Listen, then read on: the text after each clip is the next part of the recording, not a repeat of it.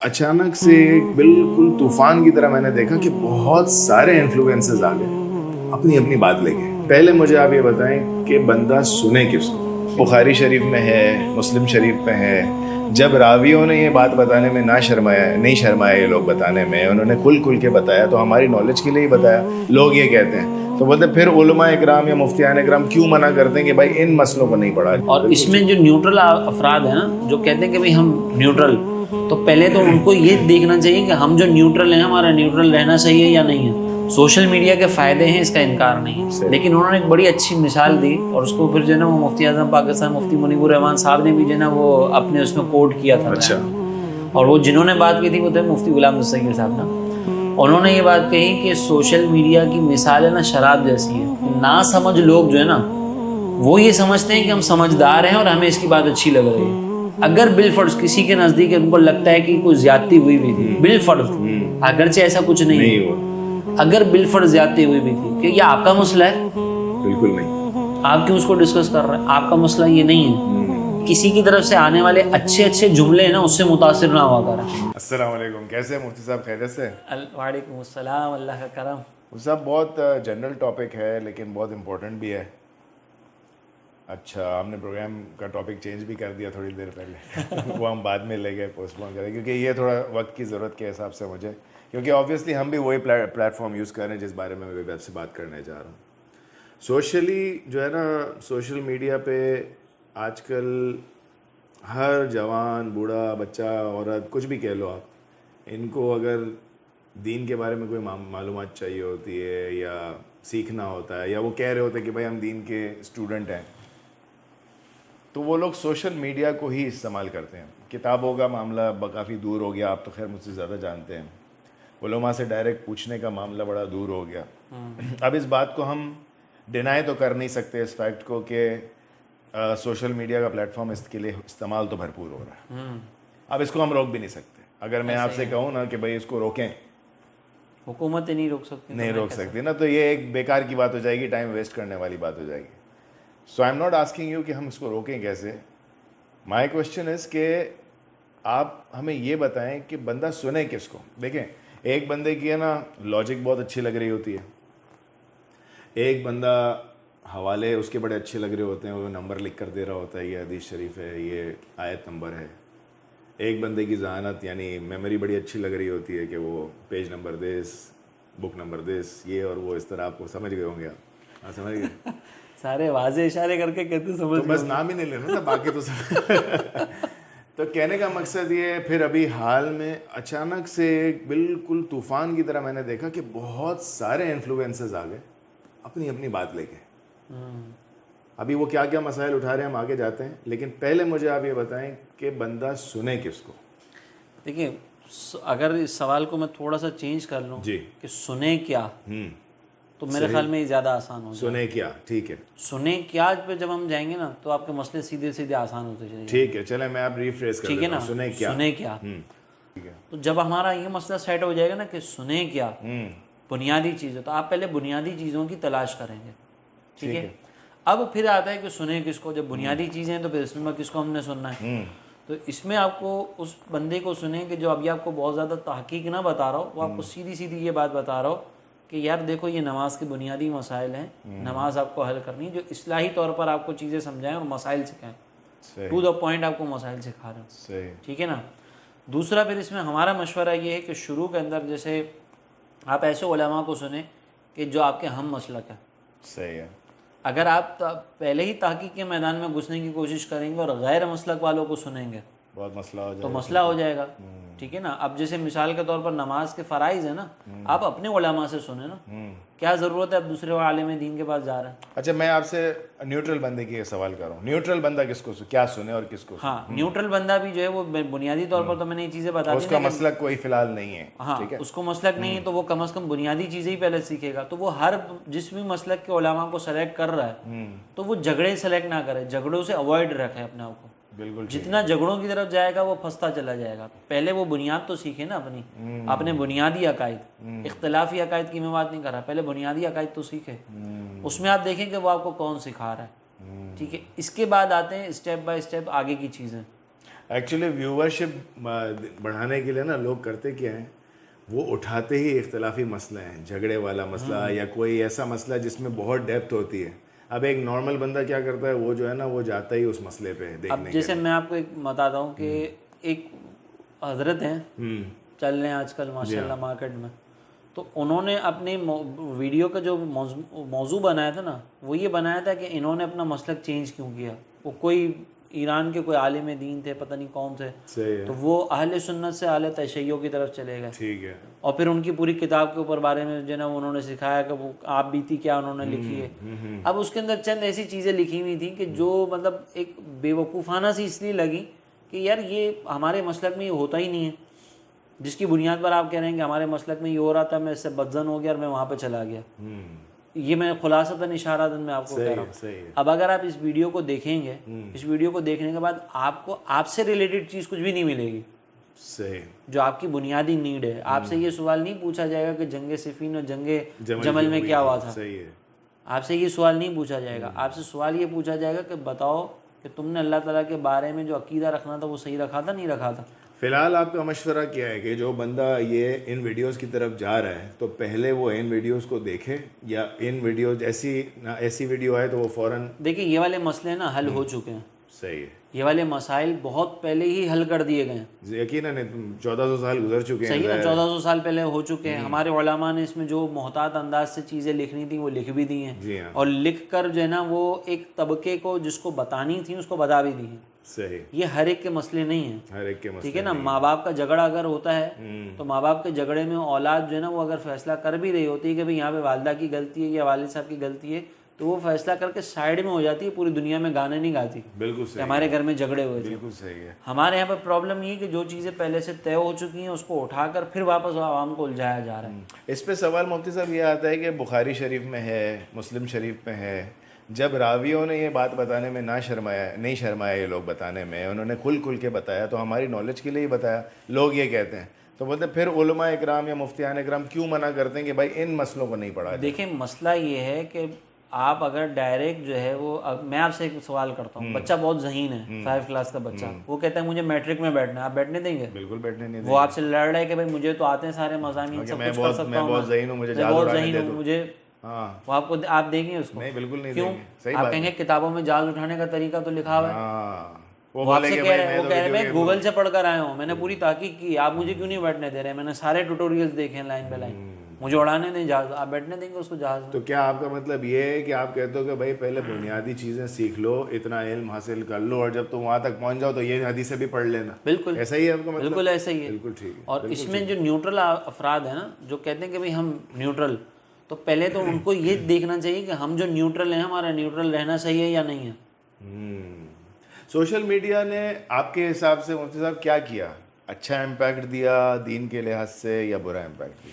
اس کے اوپر ہے نا ابھی چند دنوں پہلے ہی جو ہے نا وہ ایک ہمارا پروگرام ہوا تھا, اس میں آپ کا اپنا ایک پرسیپشن. میں آپ کو وہ پرسیپشن ہی آپ کو بتا رہا ہوں, اس لیے وہ لے کر آ رہا ہوں کیونکہ وہ بات اپیل بھی ہوئی تھی اور وہ سوچ بھی ہے. صحیح.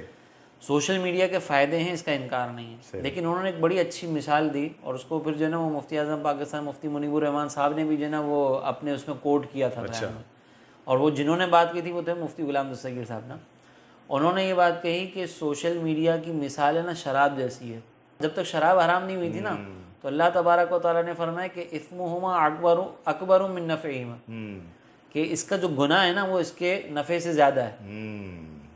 تو سوشل میڈیا کا بھی یہ معاملہ ہے. تو یہ بات کافی اپیلنگ لگی کہ کافی اچھی مثال دی. اور ٹھیک ہے اس میں فائدے ہیں, اس کا کوئی انکار نہیں, ہم بھی یہی پلیٹ فارم یوز کر رہے ہیں, ہم بھی یہی پلیٹ فارم یوز کر رہے ہیں, لیکن اس کا بگاڑ بہت زیادہ ہے. آپ دیکھیں پہلے اگر کوئی غلط سوچ والا فرد ہوتا تھا نا تو اس کی سوچ ایک محدود حلقے تک ہوتی تھی, ایک کمرے میں ہی ہوتی تھی. صحیح اور بات. اس کی سوچ کو روکنا آسان تھا. اب وہ کمرہ جو ہے وہ تو پوری دنیا میں جا رہا ہے, پوری دنیا میں جا رہا ہے. اچھا اب اس کی سوچ کو روکنا مشکل ہے.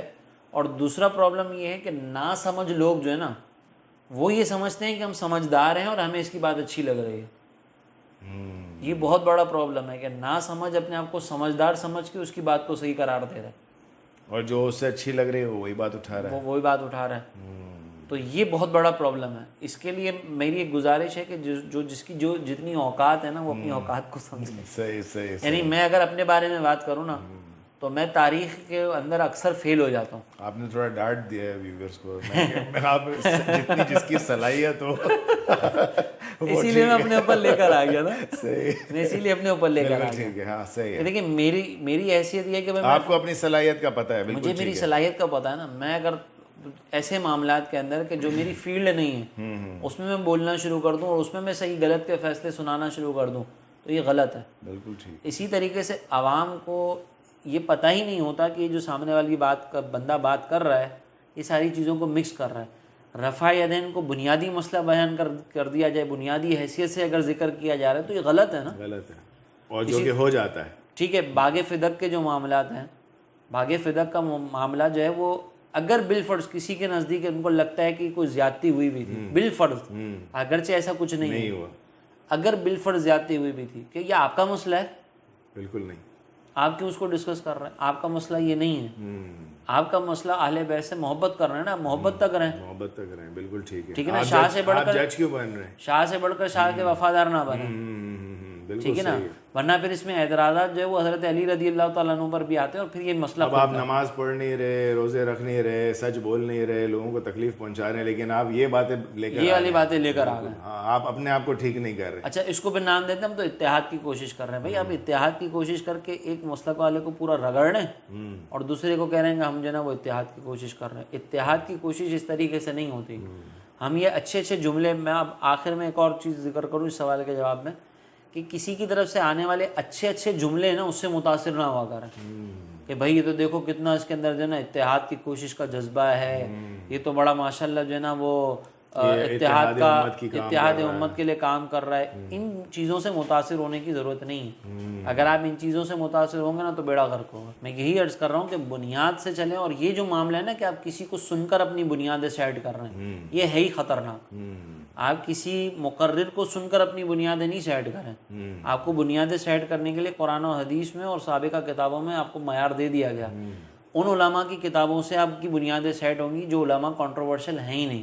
آپ کو نہیں لگتا اب سوشل میڈیا پہ زیادہ تر صحابہ اکرام کے درمیان کیسے معاملات تھے, کیا کیا تھا, اس بارے میں زیادہ بات ہو رہی ہے, اور دین کے جو بنیادی مسائل ہیں اس کے بارے میں بات نہیں ہو رہی؟ دیکھیں سوشل میڈیا پہ یہ باتیں ہوں گی بھی نہیں.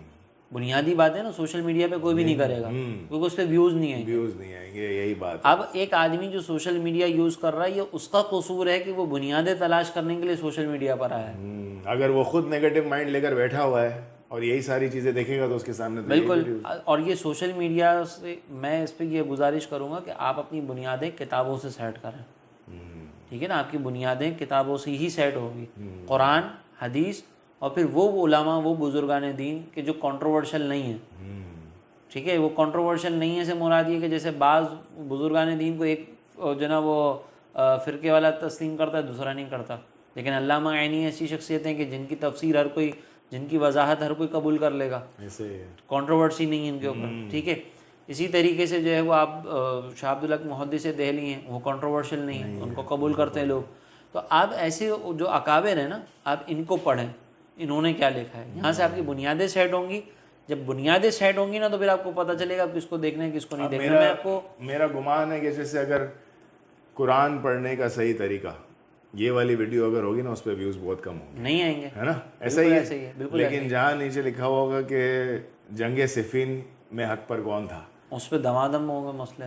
اچھا میں آپ کو ایک اور ذکر کروں کہ سوشل میڈیا پر جج کرنا ہے نا, تو آپ مثال کے طور پر ایک موضوع جو ہے وہ پہلے اپنی کالج یونیورسٹی سے پڑھ رہے ہیں. ٹھیک ہے, آپ نے وہ چیپٹر پڑھ لیا, آپ کو اس کی بیسک تھوڑی سی نو ہاؤ مل گئی. اب آپ جب سوشل میڈیا پر جا کر یوٹیوب پر ویڈیوز دیکھتے ہیں, ٹیوٹوریلز وغیرہ دیکھتے ہیں اپنی اسکل سیٹ کرنے کے لیے, پہلے آپ نے دیکھا ہوا, تو وہاں پر پھر آپ ہے نا خود ہی جج کر لیتے ہیں کہ یار یہ ویڈیو نہیں ہے صحیح, بالکل ٹھیک ہے, یہ ویڈیو صحیح ہے, یہ صحیح نہیں ہے, کیونکہ آپ نے بیسک پڑھا ہوا ہوگا. اور پھر آپ اس کو جو ہے نا وہ لوگوں کو مشورے دے رہے ہوتے ہیں کہ یار یہ والی دیکھو, یہ نہ دیکھو.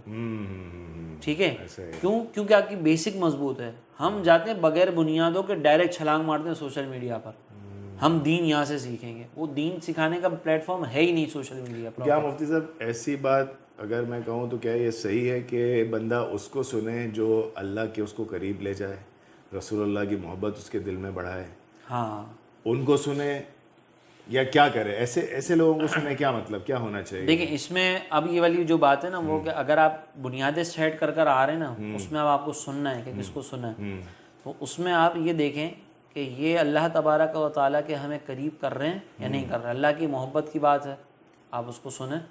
ٹھیک ہے، پھر وہ جب اللہ کی محبت کے بارے میں بات کر رہے ہیں تو ساتھ ہی ساتھ انبیاء اور اولیاء کی تعظیم ہے یا نہیں ان کے پاس. یا انسان اگر خالی یہی سوچ لے کہ یار اس کی ویڈیو دیکھ کے میرے کو بڑا شک آتا ہے، بڑے شبہات آ جاتے ہیں، اس کو چھوڑ نہیں دینا چاہیے.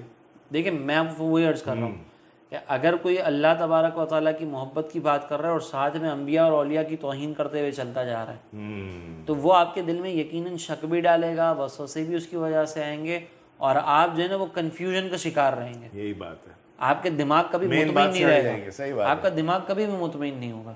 لیکن جب آپ ایسے شخص کی بات سنیں گے نا کہ جو آپ کو اللہ کے قریب کر رہا ہے اور آپ کو بنیادی چیزیں سکھا رہا ہے، پھر اور اللہ کے قریب کرنے کے ساتھ ساتھ نبی کریم علیہ السلام کی محبت بھی آپ کو دے رہا ہے، صحابہ کرام کی بھی محبت دے رہا ہے، اہل بیت اطہار کی بھی محبت دے رہا ہے، اولیاء کرام کی بھی محبت دے رہا ہے، اس کو آپ سنیں گے آپ کو تسلی ملے گی، کیونکہ وہ یہ محبت دینے کے لیے نا ان کی اچھی باتیں آپ کو بتائے گا.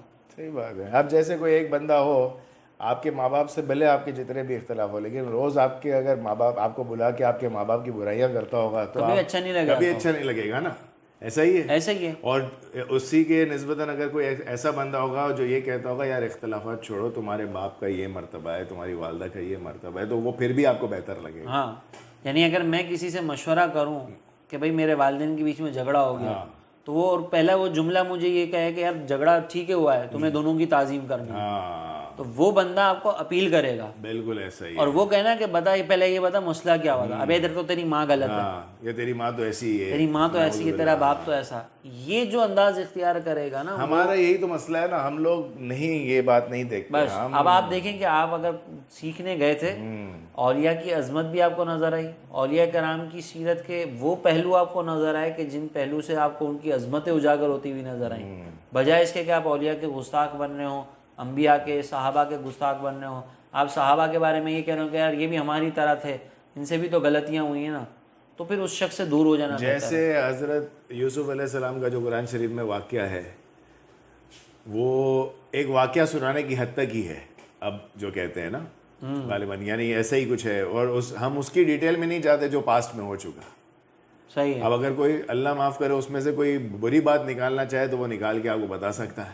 وہ دیکھیں وہ نیگیٹو وے میں جا رہے ہیں نا، پھر جا رہا ہے اگر تو جو آپ کو نیگیٹیوٹی کی طرف لے کر جا رہا ہے اس کی نہیں سنیں.